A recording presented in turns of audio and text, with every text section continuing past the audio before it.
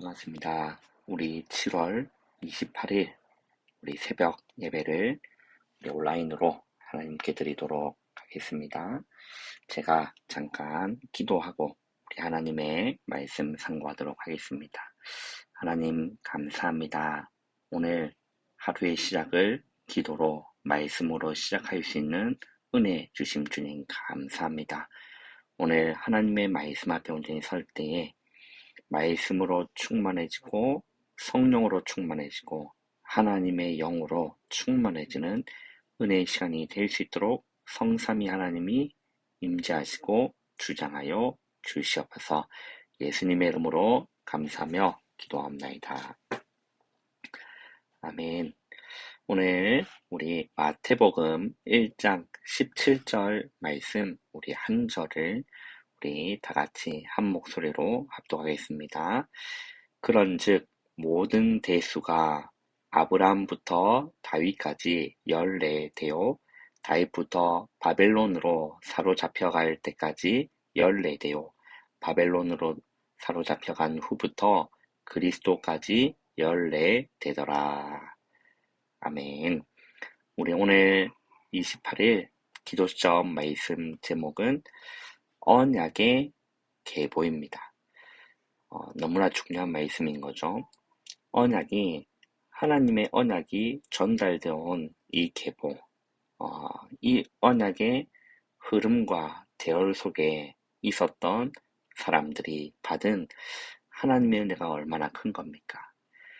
그것이 결국에는 죄인을 의인으로 만드는 이 복음의 흐름 속에 있는 거와 똑같은 거거든요. 이번에 우리 주셨던 강단의 말씀 제목이 죄인을 의인으로 만드는 복음, 굉장한 거죠. 모든 사람은 또 죄인을 살려주지 않습니다. 그리고 죄인으로 정죄되면 살 방법이 없습니다. 그리고 그 어떤 사람도 죽을 죄인을 위하여 대신 죽어준 사람은 없습니다. 누구만이 죄인을 위하여 죽어주셨냐면 예수 그리스도만이 죄인을 위하여 죽어주신 거예요. 굉장한 사건인 거죠.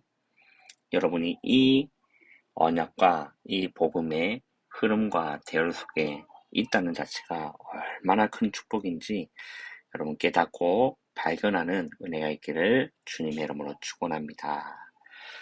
자, 오늘 우리 말씀을 함께 상고해 가도록 하겠습니다. 자, 어려움을 당하는 사람은 다른 걸 붙잡으면 안 됩니다. 하나님의 언약을 붙잡아야 하는 거예요. 오늘 본문을 보면 아브라함부터 다윗까지 14대였다.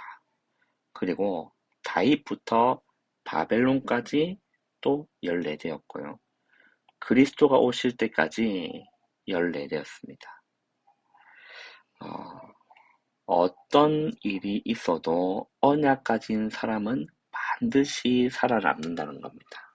왜냐하면 언약은 인간적인 그런 수준과 방법 그런 게 아니기 때문에 그래요. 그래서 여러분 하나님의 언약을 말씀을 믿음으로 붙잡는 거는 여러분 굉장한 거예요. 여러분 하나님은 말씀을 붙잡길 바래요. 그래서 어떤 일이 있어도 여러분 성경을 보시면요. 언약 가진 사람은 반드시 살아남았어요. 이게 성경의 역사고 교회사의 역사였습니다. 죽을 것 같고 망할 것 같았는데 절대 그렇지 않았습니다. 하나님의 언약 가진 사람은 절대로 살아남았습니다. 그래서 기생 라합을 여러분 아시죠?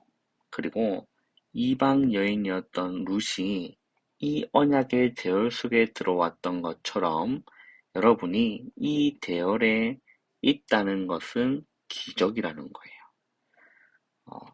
기생 라합 그리고 이방 여인이었던 룻이 이 언약의 대열 속에 들어왔는데 어떻게 됐습니까? 인생이 완전히 달라진 거예요. 우리가 내가 어떤 사람이다 중요하지 않아요. 이 언약의 이 대열과 그죠? 이 복음의 대열 속에 죄인을 의인으로 만드는 이 복음의 능력 속에 우리가 있다는 것이 기적이라는 겁니다. 그러면 우리가 어떤 언약을 잡아야겠습니까? 아브라함처럼 가문을 살리는 언약을 잡으면 되는 겁니다. 여러분, 다윗처럼요, 교회 살리는 언약을 잡으면 되는 거예요. 그리고 바벨론으로 포로로 잡혀갔던 렘넌트지만 후대의 언약을 붙잡은 겁니다. 그리고 초대 교회처럼 시대의 재앙을 막는 증인으로 초대교회가 그 언약을 붙잡은 거죠. 여러분이 그 언약을 붙잡은 겁니다. 아브라함처럼, 다윗처럼, 바벨론처럼, 초대교회처럼. 여러분, 아브라함이요, 어떻게 되었습니까? 모든 것을 버리고 하나님이 지시할 땅으로 간 거예요. 다윗이요, 어떤 어려움이 왔는지 여러분 잘 아시잖아요. 여러분, 바벨론에 포로로 잡혀갔던 렘넌트들이 어떤 상황인지 아시잖아요. 그죠? 초대교회가 어떤 어려움과 핍박과 환란이 있었는지 여러분 아시잖아요. 그런데 이들이 언약을 붙잡았을 때는 다른 겁니다. 여러분을 하나님이 그렇게 부르셨다라는 거예요. 그래서 우리는 세 가지 대열에 서면 되는 겁니다. 첫 번째, 하나님께서는 나를 빛을 비추는 원조의 대열에 세우셨다라는 거예요. 무슨 대열이죠? 원조의 대열에 세우신 겁니다. 어떤 걸 비추는? 빛을 비추는 원조의 대열에 세우셨다. 복음의 원조의 대열에 세우신 겁니다. 그래서 하나님은 아브라함에게 언약적이요, 근원적이요, 대표적이요, 기념비적이요, 불가항력적 축복이라는 5가지의 축복을 주셨거든요. 그리고 복음의 원조로 부르신 것을 알고 있는 요게벳과 그리고 모세를 통해서 민족을 살리게 되었습니다. 그리고 다윗을 통해서는 전쟁을 막는 일이 일어났습니다.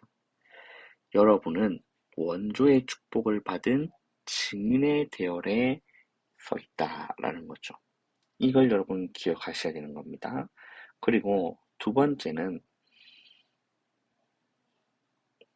가문을 살려내고 완전히 바꾸는 증인의 대열에 세우셨다는 겁니다.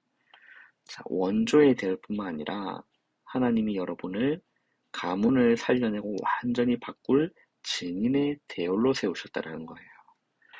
하나님이 우리를 부르신 이유는 가문을 살리는 증인의 대열에 세우신 겁니다. 그리스도로 구원받은 여러분이 기도할 때 성삼위 하나님이 영으로 역사하셔서 능력을 주시게 되어 있다는 거예요. 어마한 거죠. 우리가 이것을 실제 믿는 겁니다. 우리가 기도할 때 성삼위 하나님이 영으로 역사하는 겁니다. 오력으로 역사하는 거예요. 하늘 보좌 9가지의 축복으로 역사하시는 거예요. 그리고 우리는 기도를 하는데 하나님은 삼시대를 살릴 응답을 준비해 놓으셨다라는 거예요.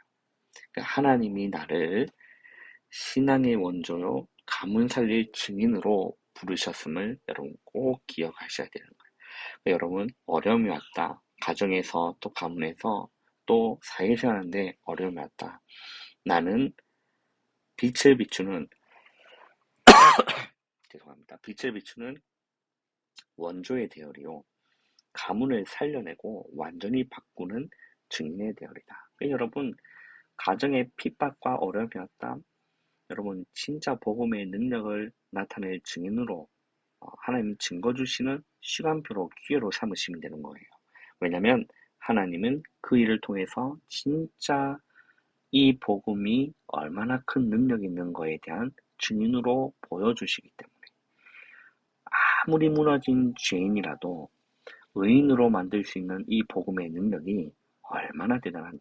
바울은 그렇게 고백했습니다. 내가 이 복음을 부끄러워하지 않으니 이 복음은 모든 믿는 자에게 구원을 주시는 하나님의 능력이 된다라고 하셨거든요. 그래서 꼭 기억하셔야 돼요. 그리고 마지막으로 하나님은 나를 후대와 미래를 살릴 증인으로 부르셨다. 이걸 여러분 기억하셔야 돼요. 후대와 미래 살릴 증인. 애국과 블레셋, 그리고 바벨론과 아수르, 로마를 완전히 이긴 것이 뭐냐면 복음이라는 겁니다. 그들이 이긴 것처럼 보이지만 아니었어요. 블레셋이 애굽이 이긴 것처럼 보이지만 그렇지 않았습니다. 바벨론과 아수르가 이긴 것처럼 보이지만 그런 게 아니에요. 복음으로 이들을 살린 겁니다. 이긴 겁니다. 그죠? 이게 복음의 능력인 거예요. 그리스도의 비밀을 아는 자를 원조로 부르셨고 가문과 후대의 시대를 살리기 위해 부르셨다는 겁니다. 이 언약을 붙잡고 우리가 기도하면 응답이 일어나게 되어 있다는 겁니다. 여러분, 그래서 문제가 왔다, 어려움이 왔다 그러면 우리는 낙심하기 쉽지만 낙심하지 마시고요. 언약 붙잡고 기도하면요, 하나님 반드시 응답하시는 거예요.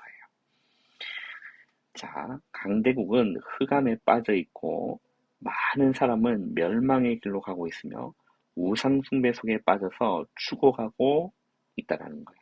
그래서 내가 누군지 항상 여러분 기억하시길 바래요. 나는 복음의 원조다. 그리고 가문 살리는 증인이다.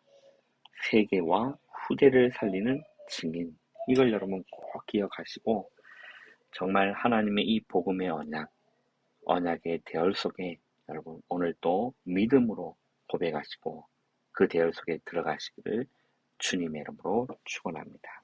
기도하겠습니다. 하나님 감사합니다. 오늘 참 증인으로 이 복음의 원조의 대열 속으로 그리고 가문을 살려내는 완전히 바꾸는 증인의 대열 속으로 후대와 미래를 살리는 참된 증인으로 우리를 불러주심을 주님 감사합니다. 오늘 성령으로 충만케 해주시고 또 오늘 있을 모든 리더 수련회 위해 권능으로 임재하여 주시옵소서. 예수님의 이름으로 감사하며 기도하옵나이다. 아멘.